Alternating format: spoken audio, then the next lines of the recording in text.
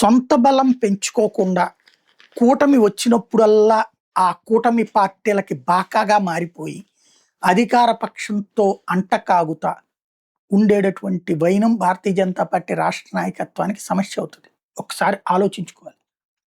ఒక చంద్రబాబు గారికి సంబంధించినటువంటి బిల్ ఇష్యూను, ఒక అమరావతిదో లేకపోతే ఒక మావిగన్ను ఇట్లాంటిది వచ్చినప్పుడు ఎన్ని మీమ్స్, ఎంత అటాకింగ్, ఎంత ఇష్యూ నడుస్తుందో రెండు పార్టీల మధ్యన వివాదాలు, విభేదాలు.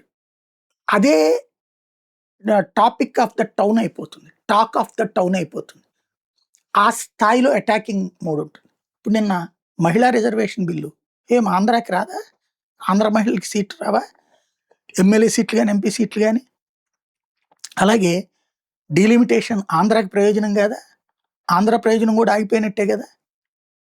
వాళ్ళ సోషల్ మీడియా ప్లాట్ఫారాలు చూడండి, వాళ్ళకి సంబంధించిన అంశంలో లక్షలు కోట్లల్లో వీడియోలు, ఫోటోలు, టీవీలు బాగా అసలు అది ప్రపంచం చచ్చిపోయినట్టు ప్రచారం చేస్తారు.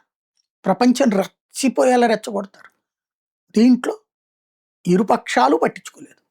ఇరుపక్షాలు మద్దతు ఇచ్చినాయి అక్కడ.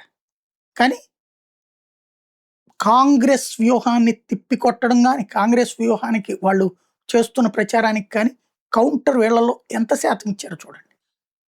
బీజేపీ సోషల్ మీడియాని ప్రోత్సహించకపోయినా సోషల్ మీడియాకి సంబంధించినటువంటి వాళ్ళ కార్యకర్తలు వాళ్ళల్లో ఉండొచ్చు. బట్ మిగతా సోషల్ మీడియాని ప్రోత్సహించకపోయినా వాళ్ళంటే అభిమానం ఉన్న వాళ్ళే హైలైట్ చేశారు. ఇది అది ఇక్కడ గుర్తుపెట్టుకోవాల్సింది.